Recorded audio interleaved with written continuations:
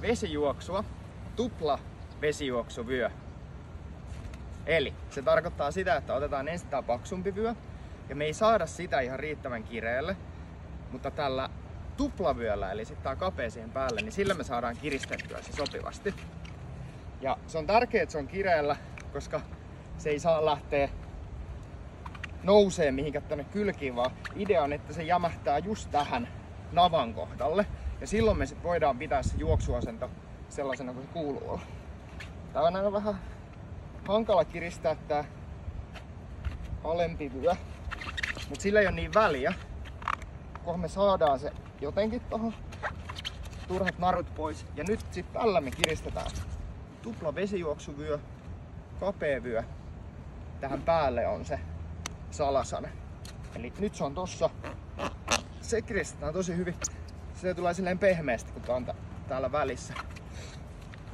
Nyt se on tossa, ja vaikka mä menen veteen ja siinä on se nostatusvoima, niin se ei nouse tänne, vaan se pysyy tossa.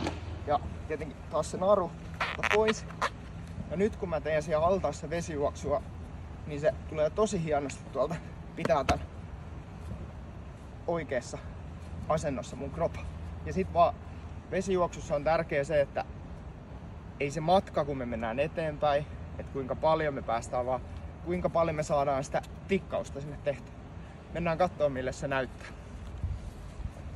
Vesijuoksu on hyvä aloittaa aina sillain, että sä ensin juokset matalassa päässä, eli mä osun nyt pohjaan, niin sä saat sen kosketuksen ja sä hahmotat sen juoksun omaisen askeleen siihen. Ja sit kun se pikkuhiljaa syvenee eikä jalka otakaan enää pohjaan, niin sit sun on helppo jatkaa sitä samaa. Tässä tulee vähän iskutusta, mutta on se tässäkin jo paljon pehmeämpää. Joskus mä tykkään tehdä ilman vesijuoksuvyötä ihan vaan matalassa päässäkin, mutta tästä me saadaan nyt se koko hyöty. Vielä osuu jalkapohjaan. Nyt ei enää osu, mutta nyt jatkuu se sama tekeminen. Rupeaa jo nopeasti hengästyttää. Eli ei ole tarkoitus mennä vaan mahdollisimman pitkälle, vaan nimenomaan, että me saadaan sitä hyvää frekvenssiä siihen mahdollisimman paljon. Kyllä kun tällä tahdilla tekee 30 minuuttia, niin on jo kyllä todella hyvä reeni.